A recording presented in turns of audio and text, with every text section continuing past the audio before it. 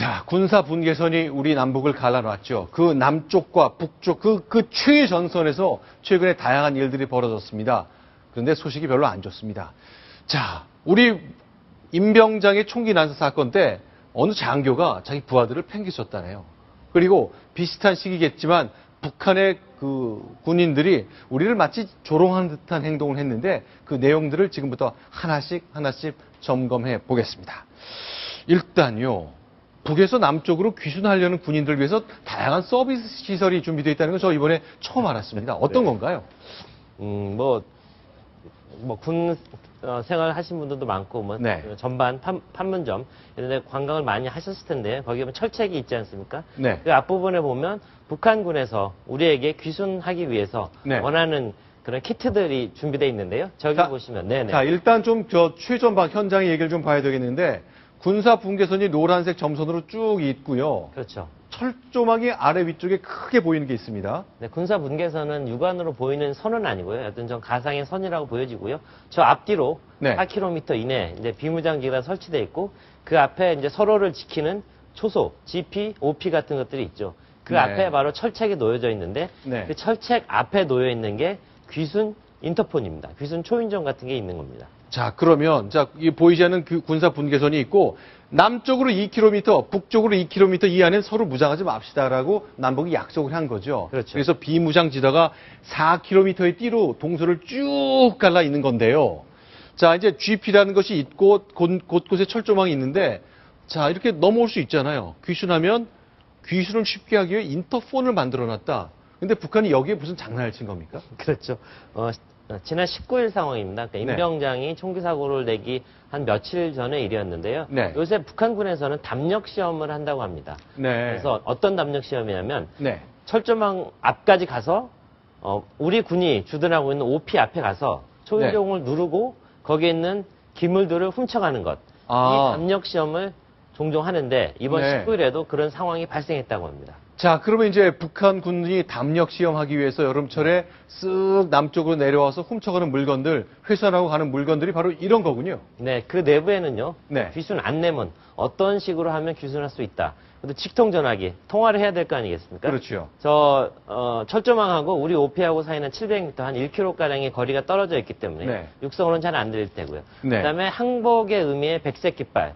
그다음에 야간의 경우에는 야간 식별띠. 그렇죠. 그러니까 상대방에서 조명을 받으면 반짝반짝 빛나서 사람이 있다는 걸 보여줄 수 있는 야간 식별띠가 비치되어 있고요. 그리고 인터폰이 있습니다. 저 중에 이번에 19일날 왔던 북한 병사가 여기에 있는 인터폰을 떼간 겁니다. 아니, 그러니까 우리 보이지 않는 군사 분계선 남쪽으로 700m 선까지 쭉 침투해 들어와서 우리가 귀순할 때 쓰시라고 만들어 놓은 이런 걸 다 띄어가면서 자, 나 이거 띄워왔다면서 자랑하고 뭐 그랬겠네요. 그래서 일종의 전리품이죠. 과거 전투에서는 상대방의 목을 가져가면 그게 내가 이런 공을 세웠다는 걸 보여줄 수 있었는데 이건 바로 철조망까지 내가 와서 남쪽 괴뢰의 어떤 귀순을 위한 장비를 떼왔다. 이걸 상부에 보고하는 용으로 떼간 것으로 추정됩니다. 자, 일단 올 들어서만 5번이나 이런 일이 있었다네요. 그동안 군은 이제 공개하지 않았습니다만 이제는 다 이제 스스로 밝힌 상황인데 군에서는 좀 해명을 내놨습니다.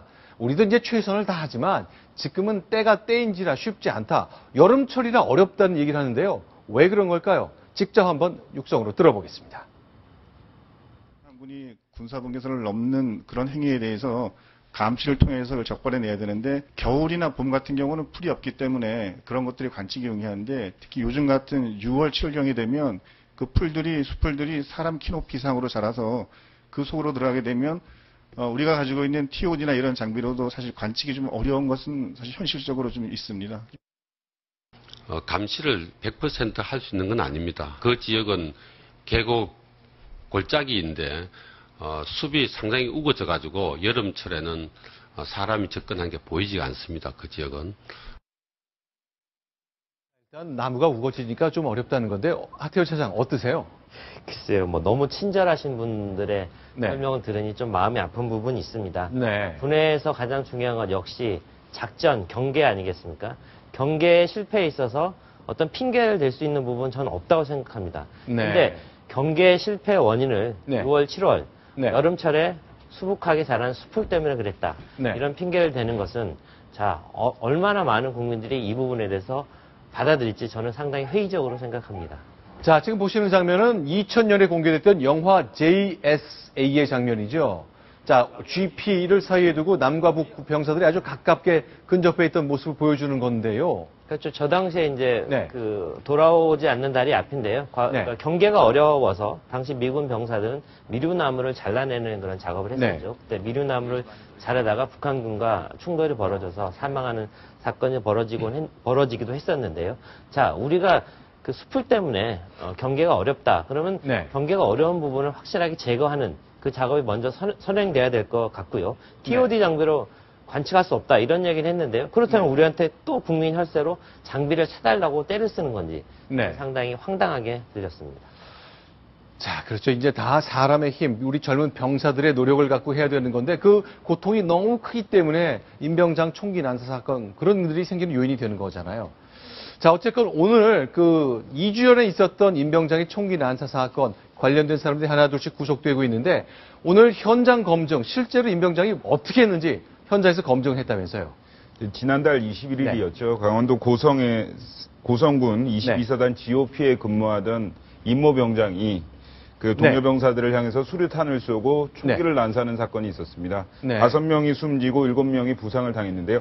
오늘 이 모습은 현장 검증이 있었던 모습입니다. 잠깐만요. 지금 저 안경을 끼고 마스크를 쓴 저 사람이 임병장 본인 맞습니까? 예, 맞습니다. 아, 많이 말랐다고 해서 동료들로부터 여러 가지 얘기를 듣고 키도 좀 작다 그랬는데 실제로 좀 굉장히 왜소한 편인데요. 그렇군요. 예. 오늘 현장 검증에서는 총기를 총기를 가지고 나와서 당시 상황을 재현을 했는데 좀 담담한 모습으로 수류탄을 던지고 그다음에 이제 120m 뒤 대피소로 이동을 해서 다시 동료들에게 총을 난사하는 그런 모습을 재현을 했습니다. 자, 지금 사진 한 장을 공개하겠는데요. 지금 좀 흐릿한 사진입니다만 이게 어딘가요? 이곳이 이제 수류탄을 던졌던 곳이고요. 아, 여기 좀 노란색 표시됐고 파란색 페인트가 있는데 바로 여기군요. 예, 그렇습니다. 네, 그리고 나서 이제 임병장은 대피소로 이동을 해서 다시 동료들에게 총기를 난사한 거죠. 오늘 현장 검증에는 그 희생자 유가족들뿐만 아니고 부상 장병들의 가족들 그리고 변호사들이 함께 했는데요. 참관을 했는데 일부 희생자 가족들은 오열을 하는 그런 모습도 보였습니다. 그래서 주변을 안타깝게 했다고 그렇게 얘기를 하고 있습니다. 자, 저렇게 현장 검증, 마치 이제 보통 살인 사건이 있을 때와 같은 똑같은 비슷한 일을 진행한 건데요. 저 임병장이 자신의 생각을 밝히거나 그런 게 좀 공개되어 있는 게 있습니까? 그제 지난 4일에 구속이 되지 않았습니까? 그 당시에 이제 내가 살아있지 않았어야 하는데, 내가 죽었어야 하는데, 내가 살아있어서 부모님한테도 죄송하고, 모든 걸 떠안지 못해서 미안하다라는 얘기를 남겼습니다. 알겠습니다. 그런데 저희가 좀 걱정스러운 것이, 이런 임병장 총기 난사 사건이 있을 때, 현장에서 가장 책임을 져야 될 것이 소대장이잖아요. 그렇죠. 근데 이 소대장이 부하들을 버리고 도망갔다? 이런 것 때문에 구속영장 청구됐다는 게 이게 사실입니까? 예, 어제 있었던 일입니다. GOP에서 총기하고 탄약고를 관리하던 소초장이라고 하죠. 강모 중위가 어제 구속영장이 신청이 됐는데요. 군검찰이 구속영장을 신청했습니다.